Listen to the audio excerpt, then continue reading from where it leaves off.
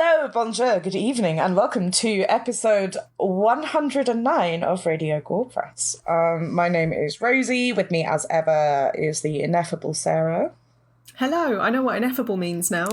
And the slightly more effable Phil. I was wondering where you were going to go with that. I can be effed. It is possible for me to be effed. Oh dear.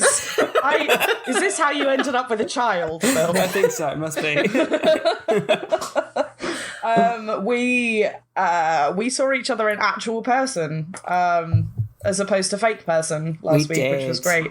And we got to having like a good chat about stuff that was happening, stuff that was coming out. And it's we informed. Hugged. The most important part is we touched other humans, and it was amazing. I was just we touched each other. But that sounds. It wasn't that kind of a day. We did a lovely hug. It was very, very nice. But yeah, so I feel like not only has it been no time at all since I saw you, but ages since I saw you. Time is a flat circle. Nothing means anything anymore. It's just elastic mess at this point, isn't it? I don't understand what's happening. I really don't. Babe, that the pandemic has nothing to do with that. We're more than halfway through the year.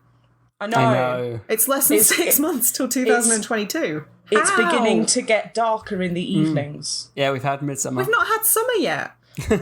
Yes, we did. We had a good 3 days of it, and you should be grateful. I'm not.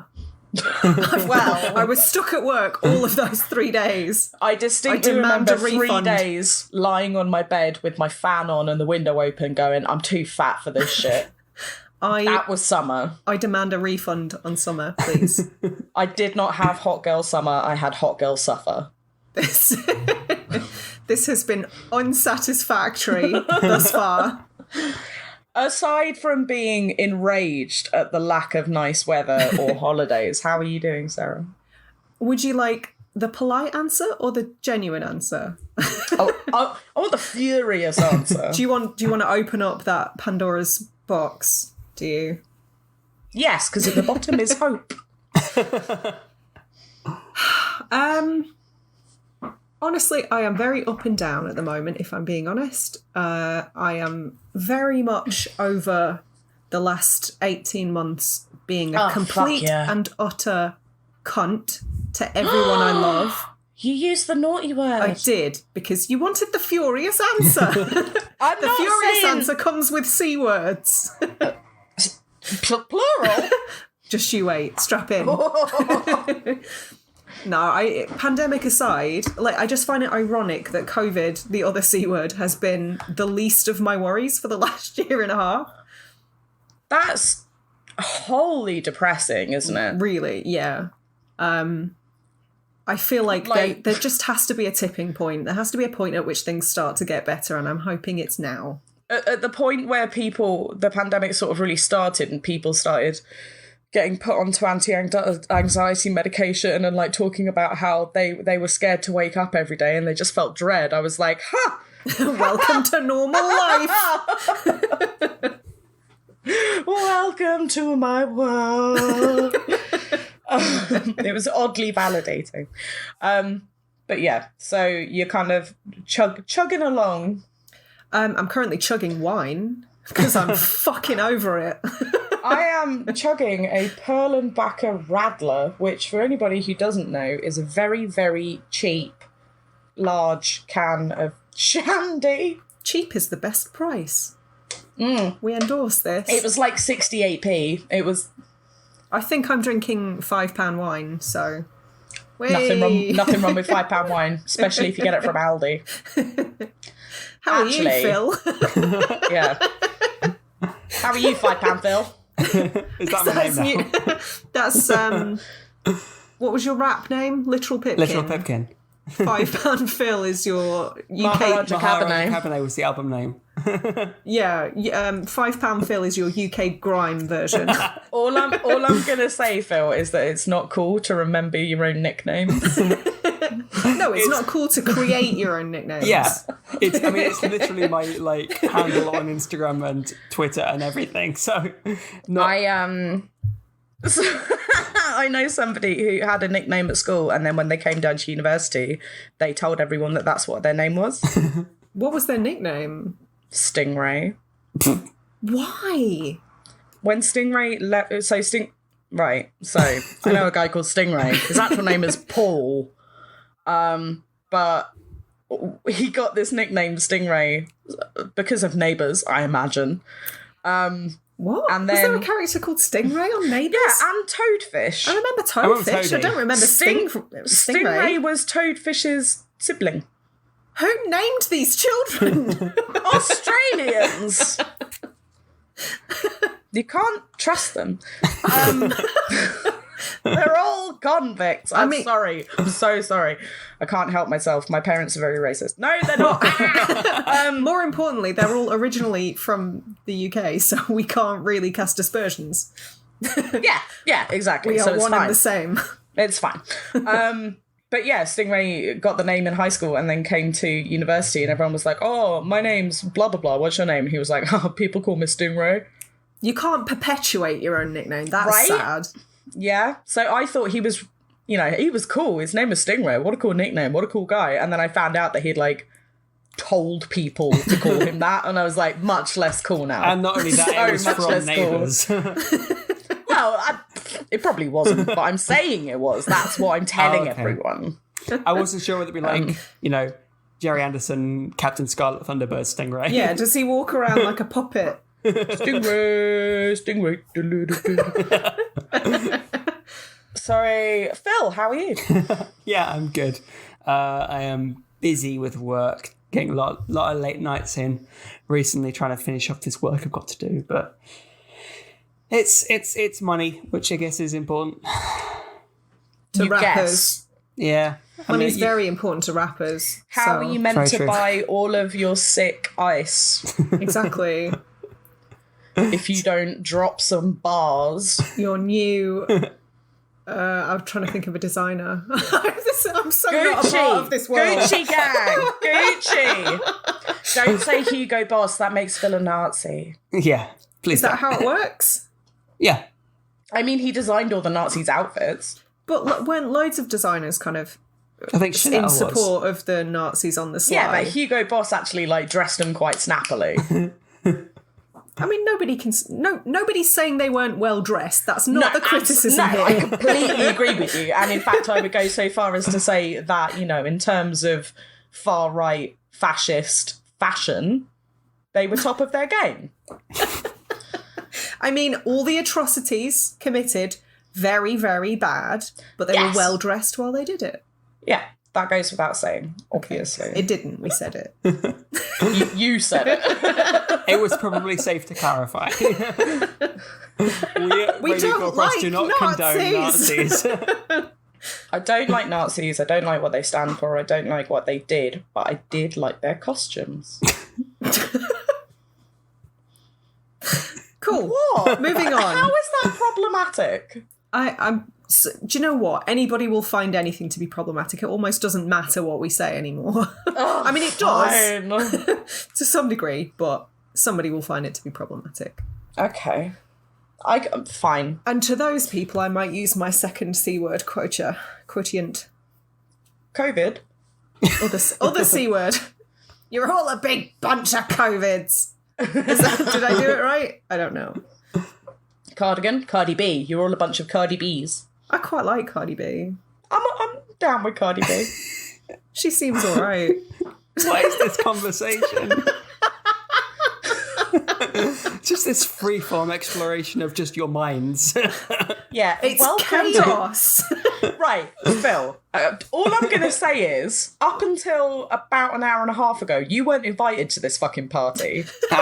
How dare you? I willingly nearly stepped out. More importantly, you uninvited yourself. Exactly. So allow us this, as you say, exploration into the chaotic mess that is our minds. Fine, continue talking about Cardi B then. And furthermore, admire the fact that we show immense restraint at all of the times when we don't explore the free-form nature of our chaotic thoughts. This is very, very true. Anyway, grasping hold of this train and dragging and kicking and screaming back onto the tracks. I feel like I should tell everyone what the film this week is. We figured that what with Black Widow coming out, it's come out on Friday, it would be worth us venturing into covering one of Scarlett Johansson's maybe less better known films. Only horror film. We'll get on to the subject of horror. Horror adjacent film. Yeah. This week we decided to cover 2013 Jonathan Glazer's Under the Skin.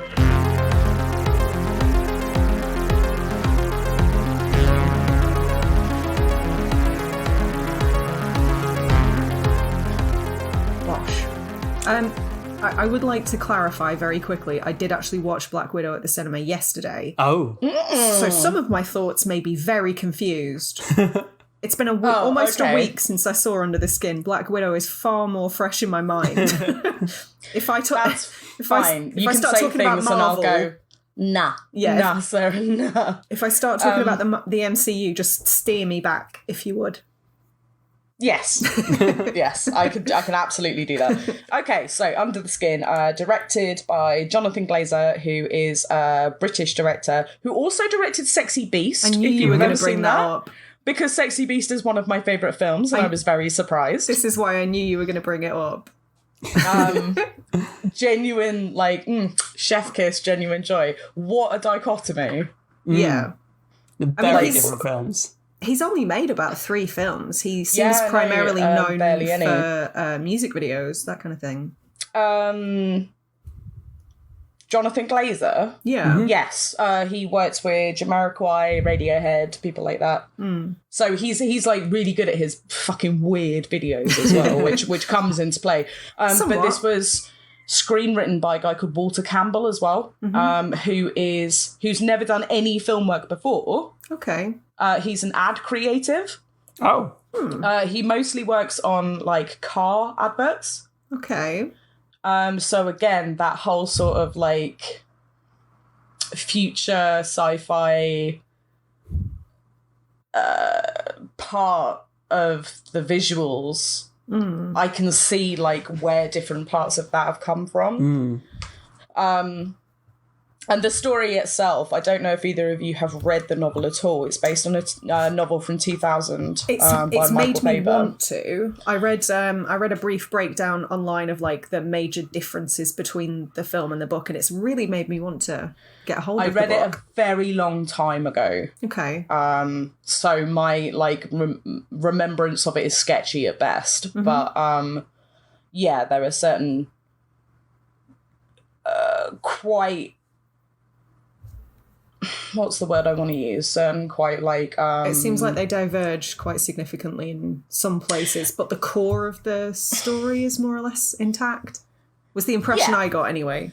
Yeah, for sure. It's when they say it's loosely based, it's very loosely based. It kind of like hits on the story every so often. Okay. But then in the book, for example, the character played by Scarlett Johansson is called Icily. Yeah. Okay. Rather than Laura in this film. Which is weird. Like, where did you get Laura never from? Mentioned. It's never mentioned. It's only in the credits. But even on IMDb, she's just credited as the female. So that's curious. All of the... there aren't really many, if any, actual character names. They're all kind of named after their...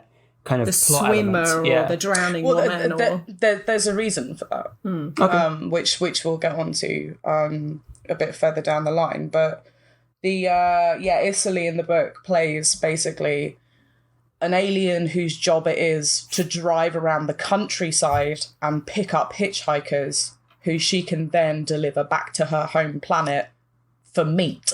Yeah. Okay. So in contrast to that, Sarah, have you got the synopsis for the film? I do.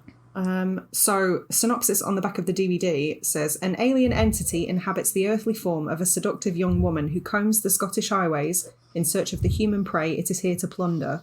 It lures its isolated and forsaken male victims into an otherworldly dimension where they are stripped and consumed. but life in all its complexity starts to change the alien. It begins to see itself as she, as human, with tragic and terrifying consequences. Under the Skin is about seeing ourselves through alien eyes. I think that's a really nice synopsis. I think it's a really nice synopsis, and I think it also says more about the film than the film does. Potentially, yeah. It's a nice breakdown. It's better than most of the synopses we deal with. Yeah. I mean, the film is... If you haven't read the book and you've never seen the film before and then you watch it, it's quite open to interpretation, I think, about like what different parts of it could possibly mean. But then if you read that synopsis, it sort of spoon feeds you like how the film is. I was actually going to ask you guys, like, I wondered if knowing that she was an alien took something away from the film itself, and I was curious if what you guys thought about that with it, because that was always how I was became aware of the film. It was Scarlett Johansson playing an alien, and that was just how I knew the film. So you were informed that she was an alien before you even watched it. Yeah, and I was just curious whether A, that was the same for you guys, and B, whether you thought that took something away, or whether it was just didn't really matter. It was the same for me. This was the second watch. I watched it probably about a year after it came out. So a good few years ago. Like, I was surprised how old it was. Again, time is meaningless. 2013. I don't understand how this is 8 years old already. But yeah, I watched it about a year after its release, and I think I was pretty informed as to what it was about straight off the bat. So that's a difficult question to answer, to be honest, because I don't know. I can't see it through the eyes of somebody who didn't have the specifics. And I saw it through the eyes of somebody who's read the novel book, previously. Yeah.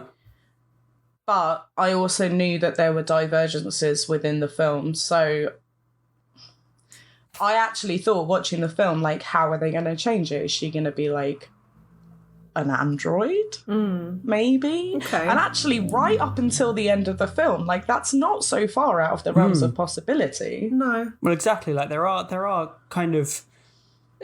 they're not specific with what happens throughout the entire movie almost, and it does leave room for interpretation. So knowing that she's an alien, I felt it was a bit of a shame. I think I would have liked to have been taken for a bit of a ride as to the thought process and working out what it is. Okay. Yeah, I can appreciate that. I mean, like, at the very starting point of the film, after the weird HAL 9000 light, which shows up, a body is picked up in the middle of nowhere by a guy on a motorbike, and then this body appears in a white space, and very naked Scarlett Johansson. Can I just take a minute to lend some sympathy to all of the people who were kind of tricked into watching this film for naked Scarlett Johansson and probably left with a sense of existential dread that they hadn't banked on. Yeah, poor guys. R.I.P. your libido right now. Oh dear. That was always why I remember it being sold as, though. I remember it... naked Scarlett Johansson. Well, partly.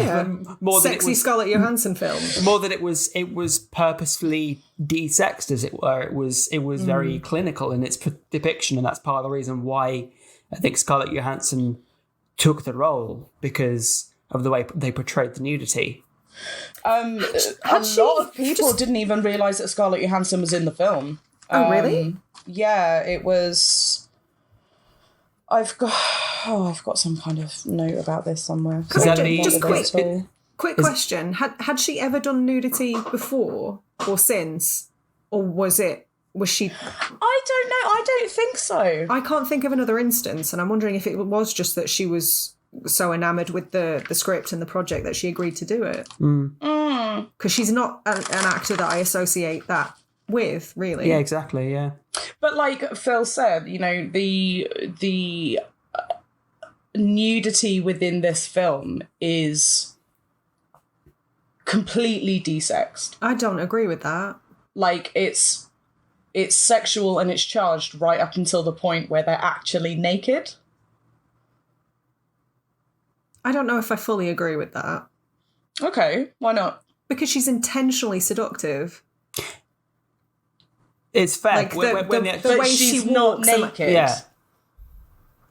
I think the actual nude scenes are framed around her exploring her newfound humanity, as it were.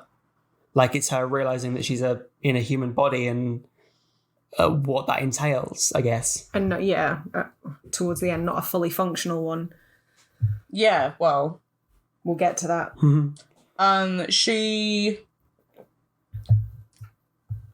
I would say that yes, she plays a seductive character. Her character plays a seductive character. Yeah. But that's a job. That's not her actually wanting to seduce somebody. That's her wanting to lure somebody. Okay. So that's not sexual as far as I'm concerned. Okay, so you sort of see it as like, for example... It's like a spider dance in a web, you know? Yeah, well, but the comparison I was going to make is that I often find, like pop stars, for example, when they're tasked with looking seductive in music videos or whatever, they often confuse sexual with sexy. Yeah. And the two are not the same thing. So it looks very performative and as a result isn't very sexy. Oftentimes. Yeah. There was... I don't know how anybody else feels about it, but there wasn't one point in this film where I felt either aroused in the slightest by anybody being sexy or seductive, and at the same time there wasn't a point, even though there was plenty of nudity, where I felt uncomfortable at all. I would agree with that. Nudity, like it was so not commonplace, but it was so like it's quite artfitly done. Yeah, and it was almost quite throwaway, if you know what I mean. It wasn't like a look at these naked people, titties. It was it was, and there was no like attention paid to them. Like I think the closest thing you got to like attention on nudity are the points where you see fully naked men with erections just before their doom, and you see Scarlett Johansson literally Laura Isserley checking her own genitals. That's the point where there's any like concentration paid to it. Yeah, I would agree with that. There's a certain matter of factness in the portrayal of it, which does strip away, if you'll pardon the pun, a lot of the titillation. Yeah, and I think part of the reason for that is because in this story, humans are animals. Humans are prey, and they are flesh. Okay. So, do you think the humans are portrayed? So how are you viewing this film? Through her eyes, or as an objective outsider, as a viewer of the film, or as the synopsis said? Do you think the intention is that we are supposed to view the whole thing through her as proxy? No, I don't think you're meant to necessarily view the story through her. I think her story runs adjacent to it and is very interesting. I wouldn't actually go so far as to say that she's necessarily the complete protagonist, which is interesting because obviously it is focused solely on her and her shots and the things that she does. But it opens up a much wider question about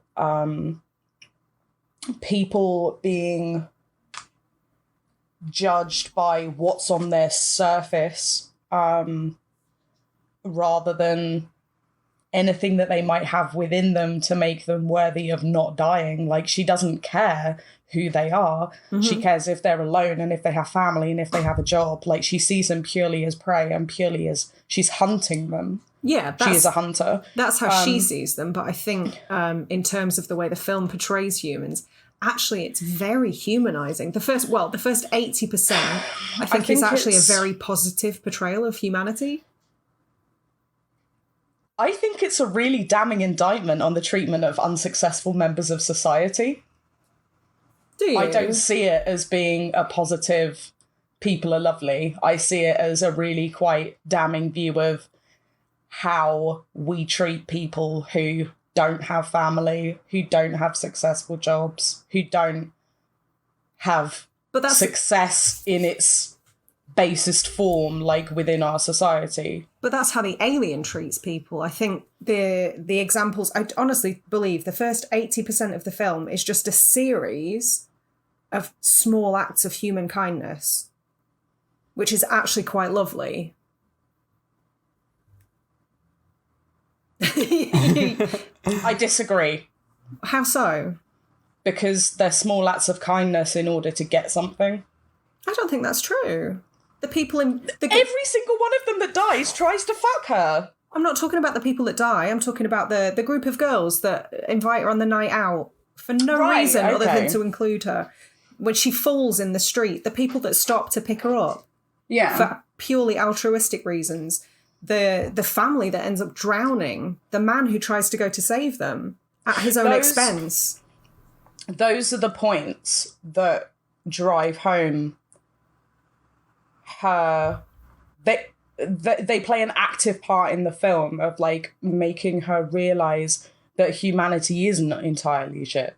Well, yeah, but that's what I'm saying. That's why it's so important, because there is this series of very prominent acts of human kindness. And in that regard, I think actually human beings come away looking, you know, at the heart of it, the majority of them are quite good innately. I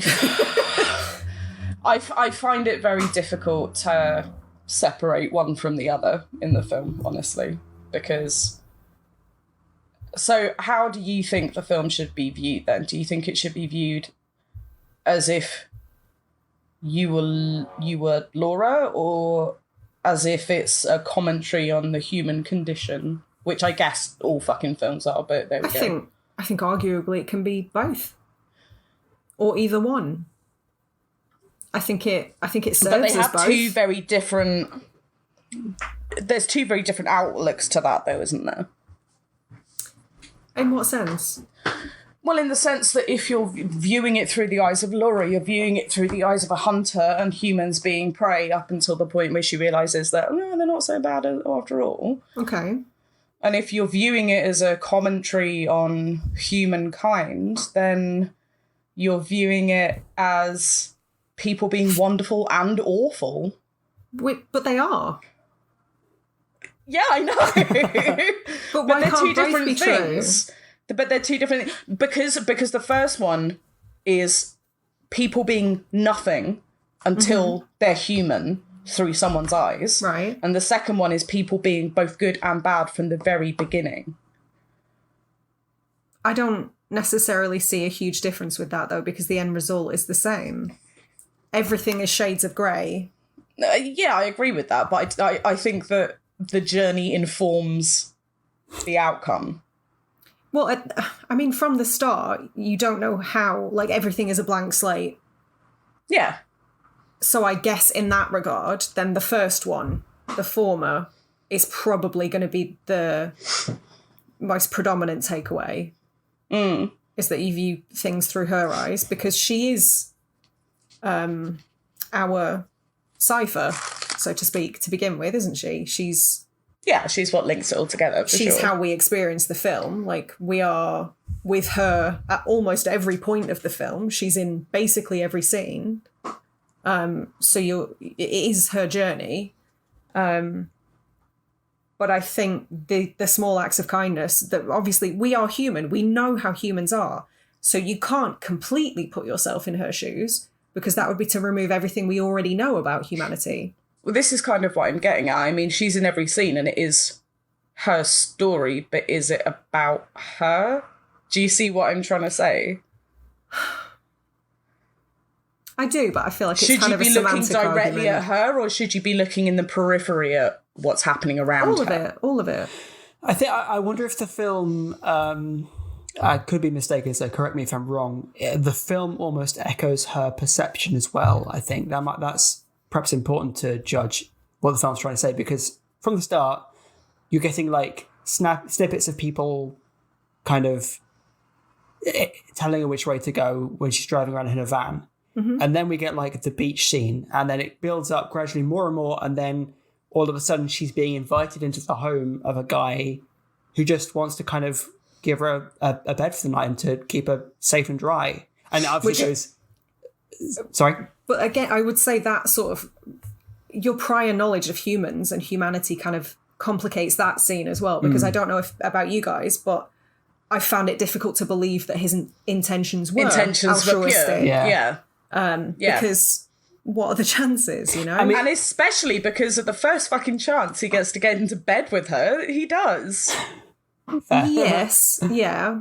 I don't think there was any doubt that there was some sort of romantic hope or undertone to that kind of exchange. But I think for the most part it was quite pure, and he wasn't.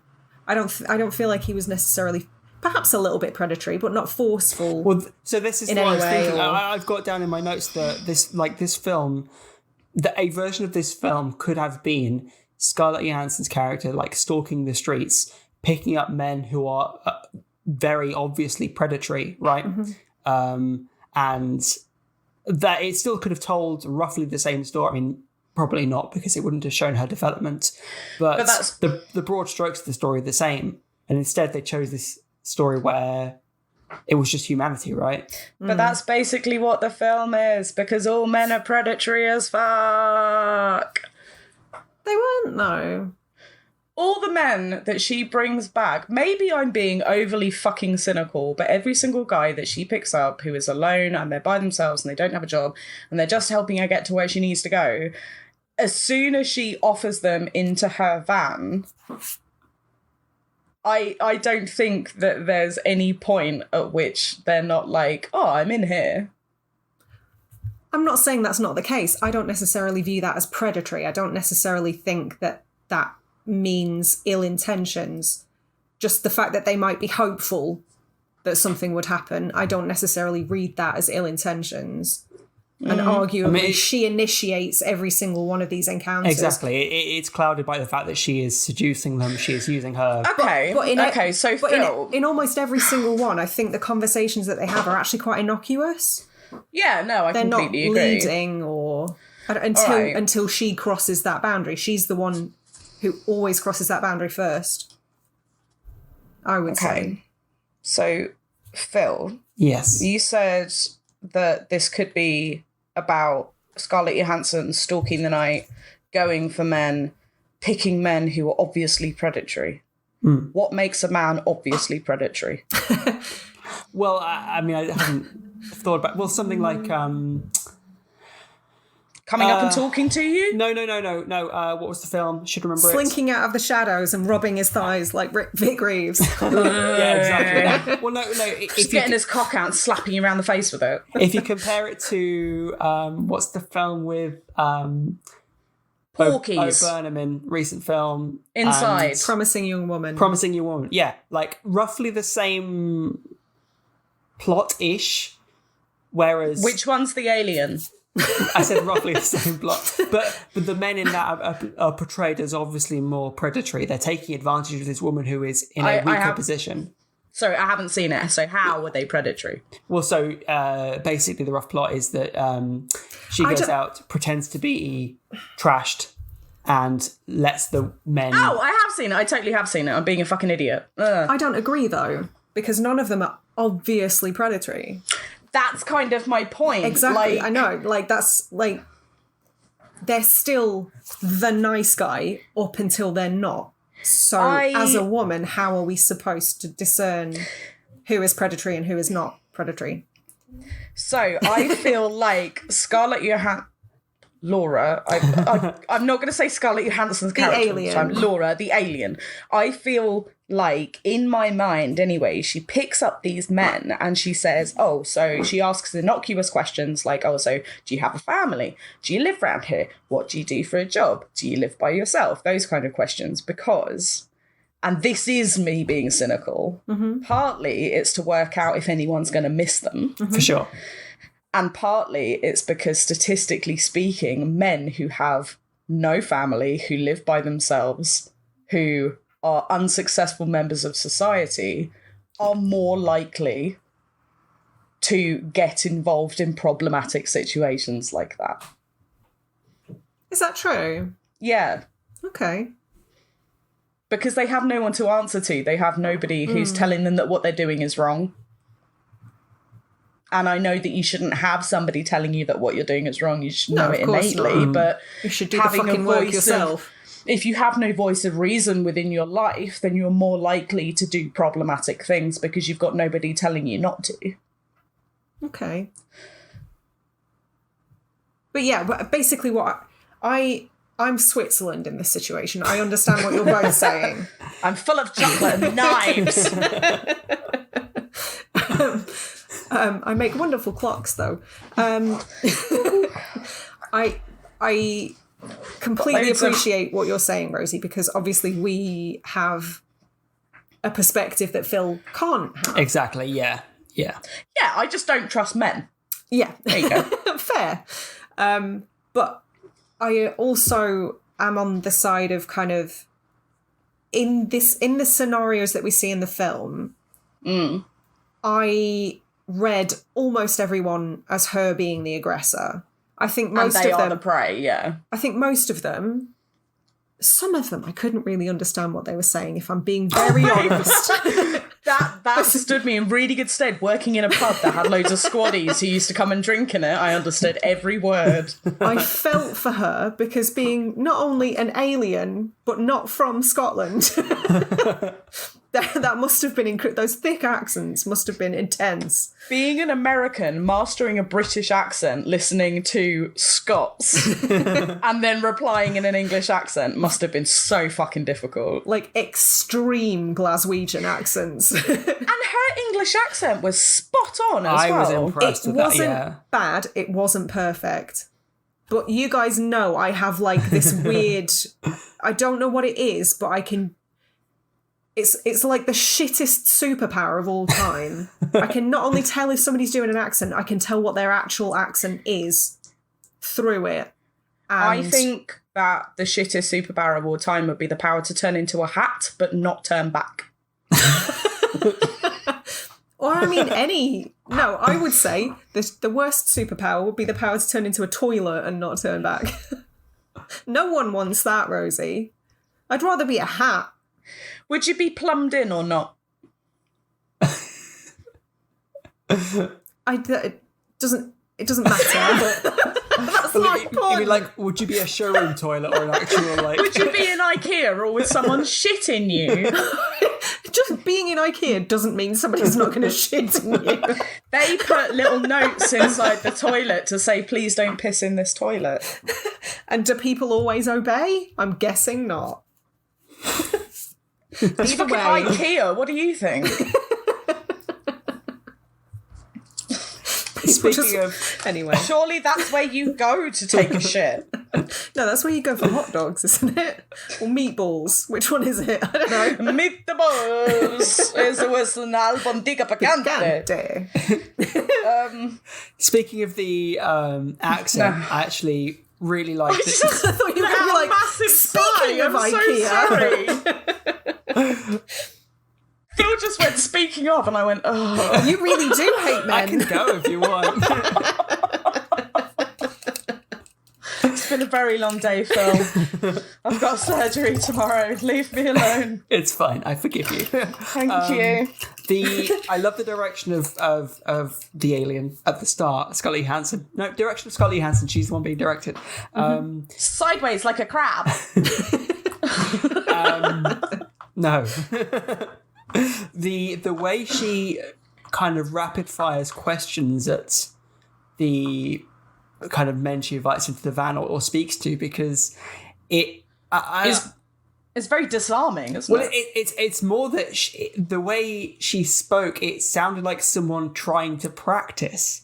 Like, I must take in as much information I can. And I don't know if it was the fact that she was speaking in an English accent that kind of twigged me onto it, because it sounded like someone practicing, speaking, for example. Yeah, just like vowel sounds and stuff. And I just love the way they did it, because it almost like she never gave people the chance to kind of finish their conversation. It was always just another question, another question, another question. It was just really neat. I really like that touch. That was all I was going to say. That's the kind of talking that like con artists use. Oh, really? So they're not practicing talking, obviously, but it's a disarming technique where they basically confuse you by not letting you quite finish what you're saying before they ask you the next question. So they're constantly keeping your mind rolling. It's very interesting because it's super disarming, and it makes you become a more relatable person because you're finding out lots about them very quickly. So they very quickly feel like, oh, you know about me, so I must know about you. It must be quite easy to do that as well, because it's generally not difficult to get people to talk about themselves. No, absolutely not. I'm not saying in a judgmental way. I am. Like, personally speaking, if people, I appreciate it when people ask me a lot of questions, because I often don't necessarily know how to direct conversation, or I don't know the cues or whatever. So I appreciate that. I'm very good at the question asking. I'm very good at finding out about people without actually saying much about myself at all. That's why we work so well. Yeah, I fucking am. Give me all your money. I don't have any money. I don't have money for chicken nuggets. One thing I did want to sort of pay a bit of lip service to, which is something that spans throughout the entire film, is how dark it is. Physically, how dark the film is. Yeah. Almost everything's at night or at dawn. It's or in a dark house or inside where there are no lights on, even if it's daytime. And it's only maybe about halfway through the film that there starts being these moments of really like stark light. I think it's maybe a sort of allegory for like how, you know, seeing the light and realizing people's humanity and stuff. It's pretty on the nose if it is, but it's just unendingly dark, this film. It makes sense. I mean, I'm guessing there were some stylistic choices as well, but I'm guessing it makes sense in that it's probably going to be easier if you're driving around trying to pick people up to do that at night. And it gives a bit of a noir vibe as well to the film in itself, which I thought was very cool. Makes it a little bit more sinister than it would have been in broad daylight. Yeah, and lots of brutalism. There's lots of like brutalist architecture about. It's all quite barren and I think the Outer Hebrides looks kind of beautiful though. Oh, shit weather, but pretty. I really want to go there. I really want to go to a place called Scarlett as well, which is like off the north coast, I think. But yeah, looks absolutely beautiful. But around not so much Glasgow itself, but the townships like around Glasgow, lots of like brutalist tower blocks and stuff like that. So, which gives this feeling like very cold and unfeeling place to be in. Yeah. So maybe actually her offering conversation and questions to people, maybe that's the perfect place to be doing it. Yeah. Because people are more likely to react kindly to some warmth. I don't know if you guys read this the same way, but obviously I'm guessing the woman at the very start that is kind of conscious but catatonic, I sort of read Dead-ish. that... Dead-ish, yes. I kind of read that as her being like Scarlett Johansson's predecessor. Yeah. That had perhaps come to the same realization that she ends up landing on towards the end of the film. Hence, like, the tear that rolls is a very human emotion. It's incredibly for an emotion, a supposedly emotionless creature. And the fact that she just sort of silently takes her clothes off and puts them on, and they're the same size, they have the same hair colour. Like, this is probably something that's been done time and time and time again. And I'm guessing in the same place, like they've probably done their research. So, but what I'm saying is, I think you're right. I think perhaps they did sort of like the aliens, not the team behind the film, but like location scout almost, and find the prime place to do this sort of thing. The cold, awful places where it'll be easier to pick people up with your warm, sparkling personality. Yeah, I mean, if somebody's walking along the side of the street in barren freezing cold Glasgow. They're going to be far more inclined to get in the car of a stranger for a lift home. What I did find interesting, and maybe a little bit confusing actually, was the fact that when the alien picks up her job, if you like, you know, she puts on this woman's clothes, first thing she does is go to a mall and pick out... Pops to Debenhams. Yeah, literally, she goes to Phoenix, she gets a new lipstick and clothes which I don't know. That's why I find it confusing. Are they clothes which are seductive? Are they clothes which she likes? Which shows a really odd sense of humanity before the film's even begun. Well, I'm guessing there's... Why does it matter what she's wearing? I think it does matter. I think the fur coat is probably meaningful, perhaps. But I'm guessing, much like everything else, they're well practiced in this. So she's probably been given quite strict directives of what to do, how to look. Yeah, I suppose. I mean, I'm guessing the fur coat was very much a wolf in... That's how I read a pack, yeah. And then she loses the coat when she gains her humanity. La, la, la, la, la. Yeah, it struck me as a little bit odd that to go, yes, it is time to gain some men for flesh and go shopping. I found her clothing choices to be somewhat anachronistic, but it made sense given that she's an alien. Yeah, she doesn't know fashion, so... Really, like mid-2000s. Mid-90s, I was going to say. Oh, a bit... like with the fur coat. Dorian from Birds of a Feather. Yeah. Yeah, I can see that. If you give her Dorian hair and then look back at that outfit. Yeah. The boots as well. Okay, so one thing I did want to ask was the room that she leads men into. Yes. If we're going to call it a room, the space. The void. Yeah. The space that she leads men into, with this like oil slick that they slowly sort of walk down into without realising that they're walking down into, which is very interesting. It's almost like hypnosis. Yeah, like, A, how fucking smart was that? How did they do that? I want to know how they did that. Oh, my God. And B, what do you think that space or void is? I couldn't begin to tell you. I'm not smart enough to have a theory on what it is. If I'm being perfectly honest, I'm just not. Do you think it's like a holding cell? Yeah. I think it is because, speaking about effects, obviously the next time we see, obviously the first, I think it's the swimmer, who's kind of obviously been there for a little while. He's sort of, he looks like... Skin's all loose. He looks like a bloated corpse, like a corpse that's been fished out of the river. He looks like that magician. Not Paul Daniels. The one, David Blaine. Sure. Like, he stayed underwater for like 40 days. And he looked like a prune man. He's a fucking madman. That's what he is. But yeah, he's obviously been submerged for a while. Yeah. And then you see that other guy, and there's this sort of... like, my first reading was that his face was kind of absent of any kind of facial expression. But then it almost looks like pleading in a way. Like they're almost communicating with one another because they don't know what's happening and they're still conscious. Yeah. And then obviously... And like they reach out and hold hands. Yeah, and then the guy that's been in there a lot longer kind of pops.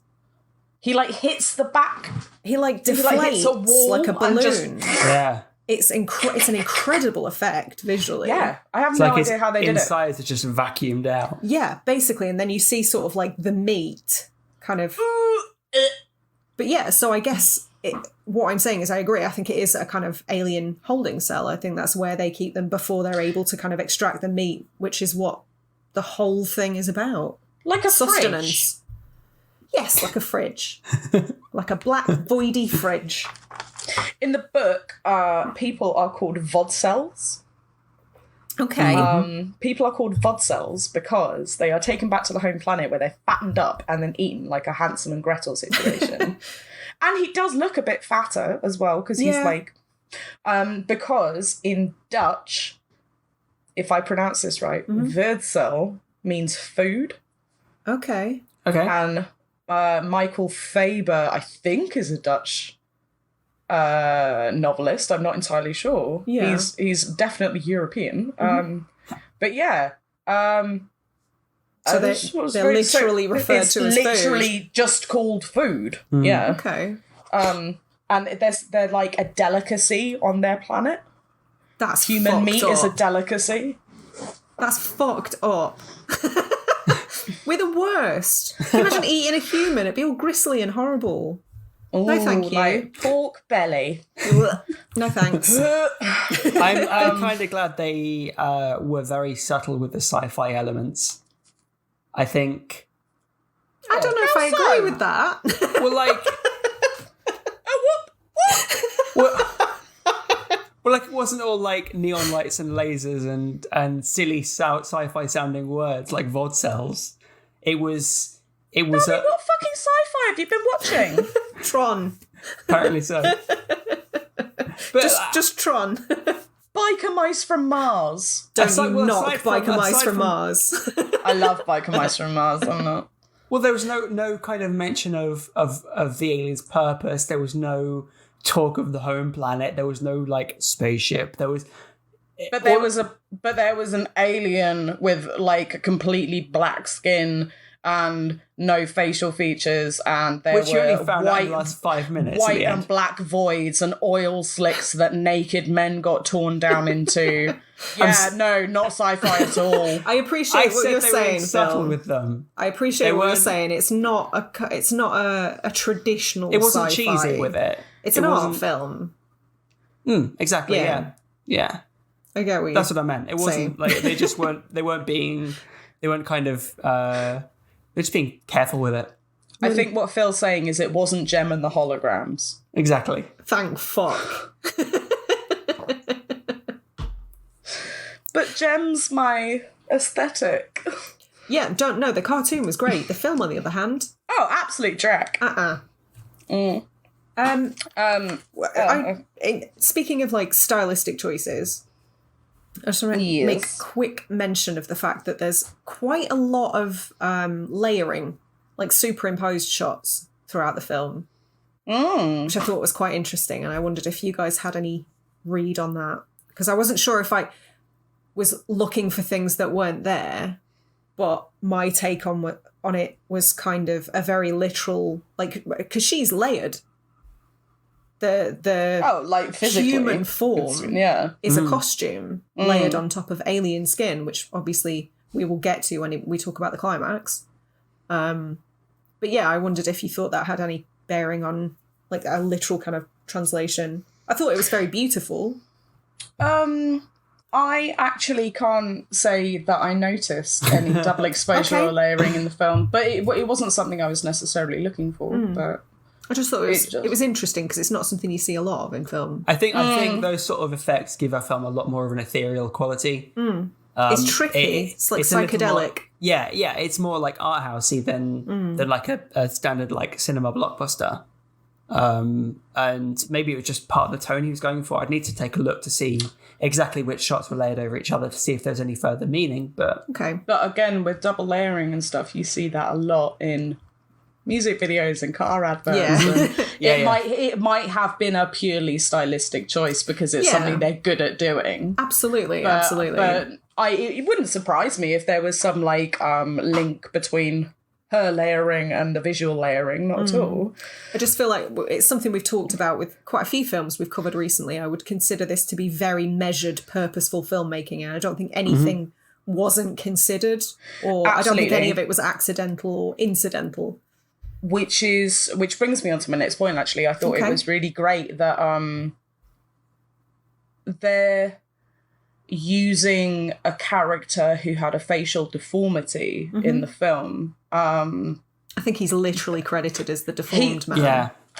He is a deformed man. It's not. Yeah. It's not costume. He has neurofibromatosis. I believe he hadn't acted. I think this was his first acting job, but he has acted since, and he's kind of an activist in real life. Yeah, they basically, because they didn't want to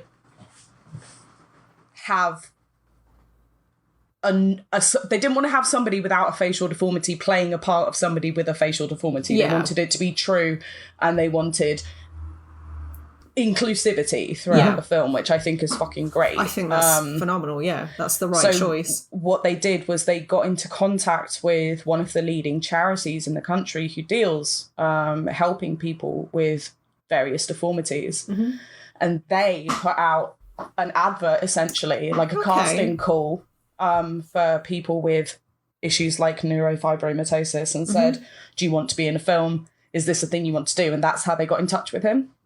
Can I just say very briefly that he was my favourite character? He was the most relatable character because he hates people and just wants to get to Tesco. Literally, I've written down Scarlett Johansson comes on to you and you're like, no, I just want to get to Tesco. Yeah.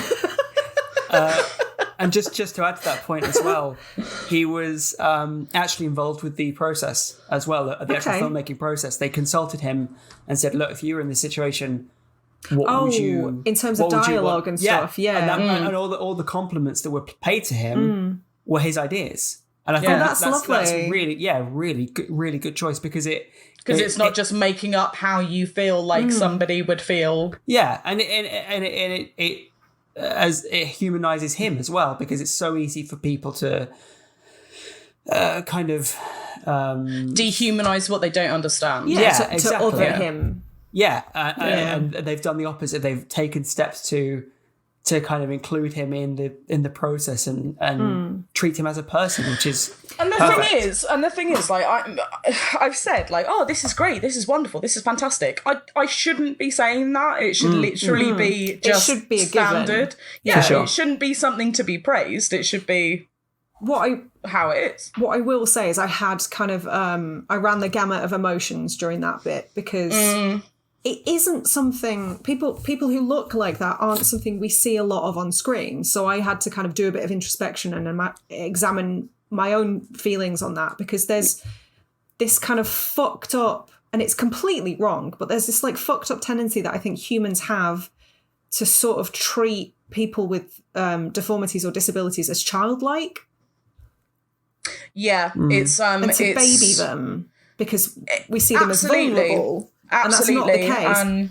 But especially with people in like wheelchairs, for example, when people bend down to talk to them. Yeah, they infantilize them, and it's horrifying. Absolutely. And it's something that I've had to think a lot about and kind of challenge my own perceptions. Well, I mean, it's especially prevalent coming up because this month is Disability Awareness Month as well. But I did think it was really cool that he did exactly the same thing that all the other male actors did and appeared completely nude. And that, more than anything, shows them all as equals. Yeah. I thought that was really cool. Right up until the point where she goes, nah, you can go free, actually.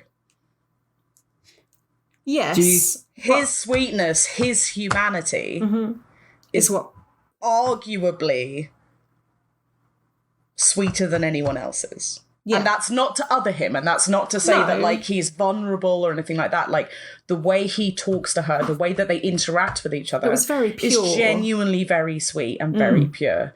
And I don't think she lets him go because he has a deformity. I think she lets him go because she likes him as a person. Yeah, absolutely. And then that's when she sort of, immediately after that scene, she sort of spends that long, lingering moment looking at herself in the mirror and examining her own face and just being like, okay, this is what humans are. Yeah. It is. I want to do that. Not to be a knob, but it's all about what's under the skin. So literally, the entire key theme of this film is you can't judge a book by its cover. Yeah, absolutely. Yeah. That is, in a nutshell, what it is. Like, you can't judge anyone by how they look. That, and I think another kind of takeaway for me is that we, like, humans sort of see themselves as being kind of special.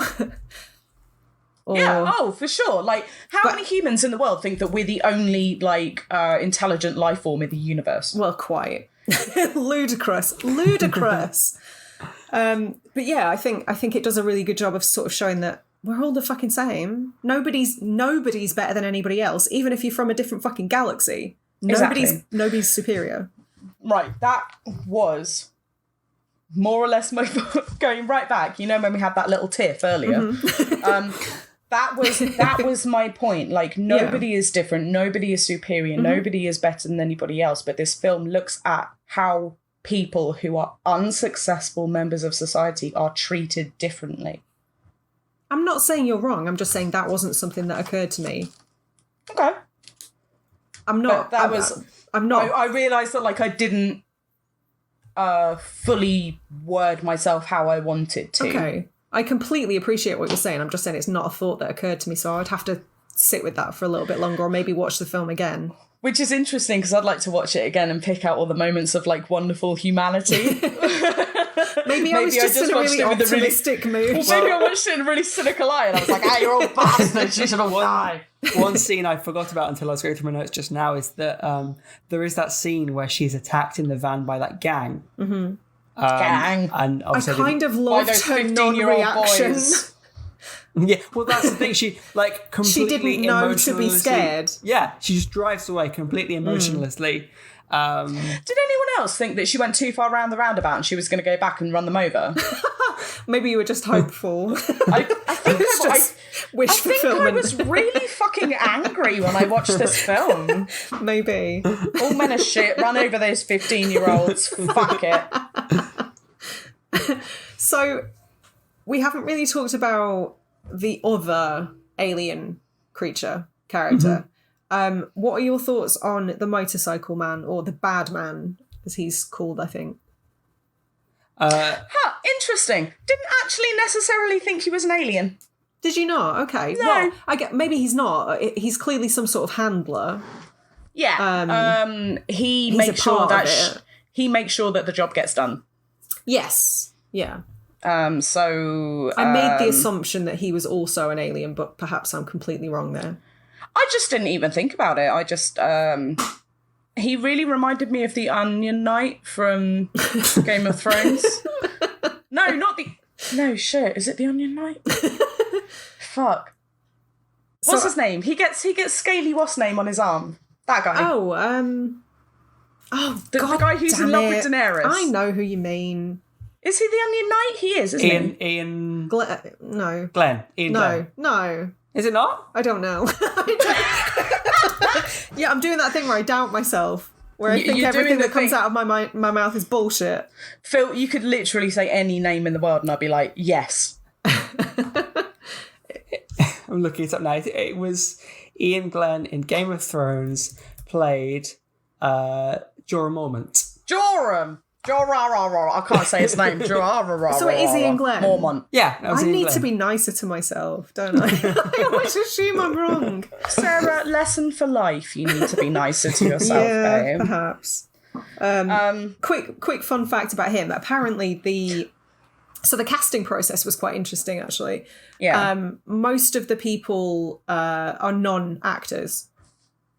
And hence most of the really naturalistic dialogue. Just to interrupt, sorry, Sarah. I think that's what you were getting at right at the start, Rosie, when you talked about not many people knowing Scarlett Johansson was in it, because a lot of the actors, in inverted commas, were just people actors. She drove up to and spoke to. I think that might have been what you were No, that wasn't what I was talking about. I was literally talking about people who went to go and see the film. Okay.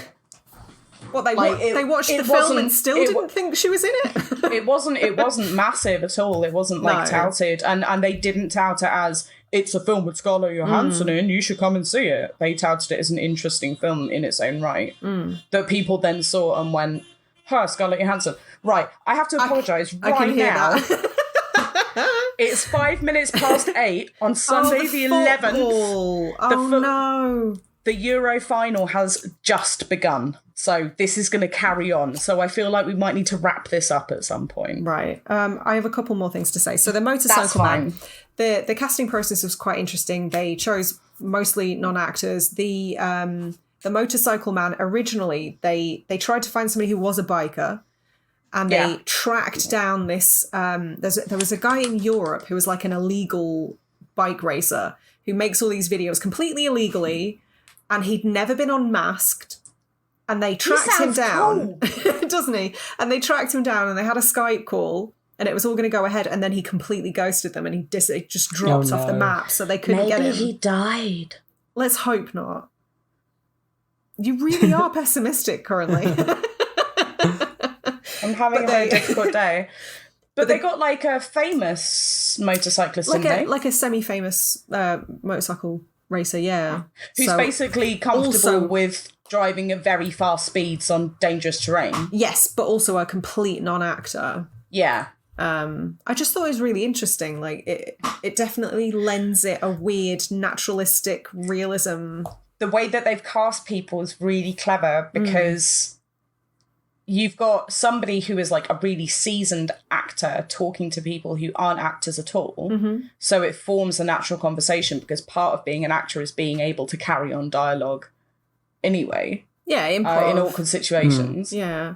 So having Scarlett Johansson being able to like talk to people and carry on a conversation is really useful to them because I think that's what makes the difference. That and the stylistic elements is what makes the difference between it looking like a professional setup and it looking amateur. Yeah. It could really easily have gone the other way. Oh, absolutely. And just been like fucking Love Island. Just been a bunch of people blocking each other, not knowing what to say, looking into the camera, scratching their asses. I think So I watched a few interviews with the cast and crew, and apparently they wanted the camera to mimic the alien in that it remained an objective observer. So most of the shots of people kind of on the Glasgow streets, all that sort of stuff, they were pretty far away. So nobody knew they were being filmed. Nobody knew they were being observed. It was completely natural. They were like filming out from a van, weren't they? Pretty much, yeah. And even the cameras in the car were cameras that were intended for surveillance purposes. So they were almost completely hidden, which allowed them to get the wider shots than would normally happen inside a vehicle. And the actors at no point, actors or non-actors, never knew which one was filming them and they couldn't see the cameras in their eye line. So they couldn't look into the camera. Yeah, so it for all intents and purposes, it felt like they weren't being filmed from their perspective. I think probably gave a much more natural performance. I could be mistaken. I think I read that they didn't even know they were being recorded until afterwards. So they were like, oh, by the way, you're in a film. Are you happy to... sign this waiver and fuck off. Yes, are you happy for it to be in the film? Like, I would like to think it was more of a, that was the take, rather than a, by the way, you're in a film. Yeah, I'll need to check but... I don't know if they can legally do that. So if they went, like, they probably went, rehearsals, sit with Scarlett, have a little conversation, get to know each other a bit, and then she asks all these innocuous questions, and then they go, right, that was the take. Yeah. Yeah. Like that would make a lot of sense. That would have been the clever way to do it, for sure. What other notes have I got? Tommy Cooper is aggressively unfunny. Imagine learning about humour from Tommy fucking Cooper. It may as well be Bernard Manning. Like, that's your lesson in human comedy. Spoon, Good Lord. jar spoon. Fucking hell. Actually, was there any point at which... do they explicitly say when this film takes place? Because perhaps it is a period piece. Like, we talked about her clothing being a little bit anachronistic and... Are there any mobile phones? I don't know. There's nothing that sort of screams That's normally the big day. giveaway, isn't it? Yeah. Because it's difficult. It almost follows that, the like anachronistic bubble that it follows is in. Mm-hmm. It's almost kind of like that. Yeah, it just exists in its own weird space and time. Yeah. There's nothing which is necessarily completely anachronistic. There's nothing which necessarily gives a time structure to it either, though. I can say that it is set between 95 and 2010, somewhere in that region, which is a weird thing to know, but it's a very specifically weird thing to know. I used to work at so I saw the BHS logo. I used to work at BHS, did a Christmas shift there, and I was like, no, because I was thinking about how old the film is now. Not only have they gone through a rebranding since the film, they've also gone out of business. So I note down BHS, decided to look at the logo. They used that logo between 95 and 2010, so it's set somewhere between there. Okay. So it is sort of a period piece. And they use Darude Sandstorm in the club scene. They do use Darude Sandstorm, and it's the best thing ever. The only time I haven't been upset about hearing Darude Sandstorm. Just what a perfect track to pick. Which means early it's 2000s or later. Early 2000s, yeah. Which would actually explain her clothing choices. That's what I thought, kind of mid to late... early to mid 2000s. So this is 2013. Yeah, it would make sense that they'd said it like 5 years previously or something like that. Yeah. Okay. That's what Darude Sandstorm was like 2003? 2000. And it's still a classic to this day. So absolute no mash, all banger. That is what Darude Sandstorm is. Shall we talk about, or can we talk about rather, the kind of interaction that she has with the man who takes her in? Yeah. Well, we've got a couple of men to talk about. Yes. Firstly, it starts with her trying to mimic human behaviour in the least relatable scene in the film, where she regurgitates cake. Oh, Can't relate. Like, Can't imagine relate. not being able to eat cake. Not being able to eat anything. That would be a horrendous realisation. It's going to be me for a fortnight. I'm allowed clear broths. I quite like soup. You can make some banging vegan soups. Yeah, but they've all got stuff in them. Right. I can have clear broth. I can have miso soup. That's about it. Oh, that's not so fun. It's so sad. Oh, no! God. Sarah, you should be ashamed of yourself. And yet I'm not. I've said far worse. Oh, yes. Yes, you have. Yeah, that guy. What about him? Well, what was your take on that? Because it kind of occupies quite a lot of the second half of the film. It's weird. Like, did he take... Right, I feel like he... I know what you're trying to say. My initial feelings, because he's the man that she meets on the bus, right? Yeah. So my initial feeling was that he was taking advantage of her. And then transpired... But then he very quietly says, do you need help? Yeah. And she's like, yes. Yeah, initially when he was looking at her, I was like, oh God, this is going to... Because it was one of those sorts of films. I was like, where's this going to go? Yeah. And then what transpired was actually quite sweet for the most part. And, like, she is scared of heights when they go up to a castle and he helps her down step by step. And, like, his actions are very genuine and very sweet. Mm-hmm. And they don't seem...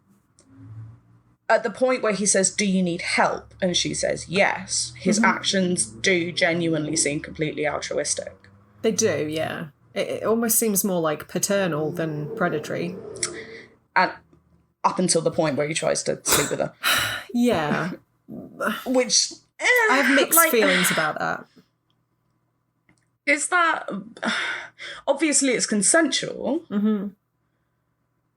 But from his perspective, it does play into this dangerous, like, I found a manic pixie dream girl on the bus. Sort of thing. Like, this is what I wanted all along, and that was the reason why I was being nice. I was just playing the long game. Yeah. That's why I have mixed feelings about it. I would like to believe it was a nice interaction, but... Yeah, I mean, it's never explained. So, they try and have sex. It doesn't happen. Mm-hmm. She realises, I imagine, that she has no genitalia because she checks and seems really pissed off. Well, I imagine that she has genitalia, but it's perhaps not... I mean, it's for aesthetic purposes. It's not for functional purposes, so... Yeah. It's never explained how she leaves that house or that situation or why she leaves. It's not explained if she leaves of her own accord. That was the reading I got. Or if he kicks her out because he hasn't got what he wants. I didn't read it that way because he sort of looked concerned rather than angry when she kind of had that moment of panic of like, oh God, this isn't going how I expected it to. He didn't look angry with her. He sort of looked concerned. But then he didn't know what she was looking for. True. Because she's facing away from him. All he knows at that point is there is a problem. Yeah. I don't know. But then it cuts straight to her being in the woods. I guess I didn't give that bit too much thought. My gut instinct tells me that she ran away. Yeah, I would agree. Both potentials cross my mind, though. Maybe she ran away because she felt threatened because of what happened after that we didn't get to see. Who knows? Potentially. But then the fact that she's got a different coat on gives the idea that maybe her leaving wasn't quite as quick as just her getting dressed and running out the house. Yeah. I don't know. I don't think anything's left to chance in this film. I think there's a reason for all of it. I think it's interesting, though, because you don't necessarily get to see that stopgap. We see her in the car when she's attacked by the teenagers, at which point she shows no fear because she doesn't know to. And then we see that situation which may have prompted fear, but we don't get to see it, so we don't know. And then the scene which follows that, she's clearly afraid. So there is definitely a development in emotion there. The scene that follows it is harrowing, to be awful. honest. Apparently the guy, so let's call him what he is, the rapist, was also a non-actor. And apparently the scene was pretty traumatic for him to film as well. He was the person who owned one of the locations that they used. So they kind of roped him in almost accidentally. The place where she goes and like holes up in the forest, that like stone building. I think that's what he owns. Yeah. Okay. But yeah, he's just sort of playing this logger. And it's weird because this sort of fits with my reading of most of her experience of humanity being positive, because things start to take a turn in the second half of the film and culminate with this. And he starts off asking her lots of questions very quickly. Yeah. Well, this is it. Like, he is out and out a predator. Yeah. But arguably, so is she. That's how she started off, yeah. So interestingly, to the average decent human being like you and I, his actions are alien to us. So by the end of the film, the script has been completely flipped. Yeah, the way that he talks to her directly mimics the way that she was talking to men at the beginning of the film.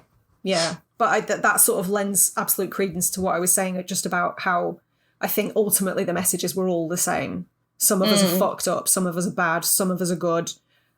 Most of us are in between kind of thing, and nobody's better than anybody else. Everybody has the capacity to do good and bad things.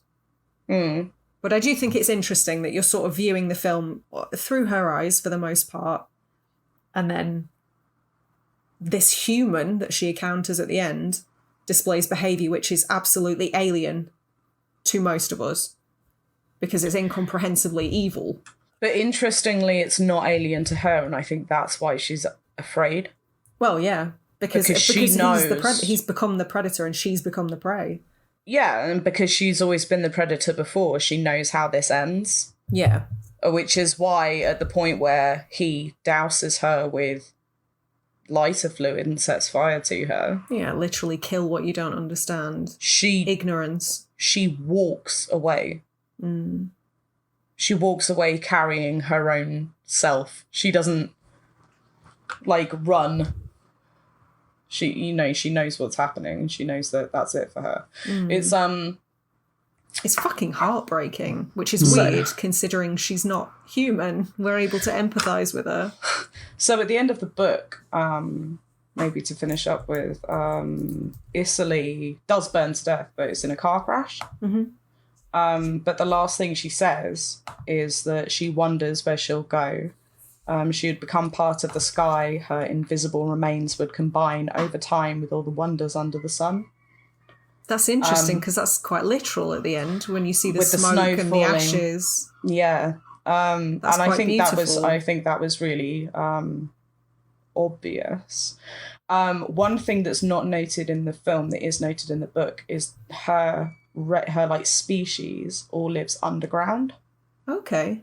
So her being sent to this incredibly beautiful place, like, you know, you're saying the Outer Hebrides is like really beautiful and stuff, her being sent to this beautiful place, and like when she dies saying that she wants to become like one with the sky and all the wonders under the sun, like she's finally found her like true humanity because she's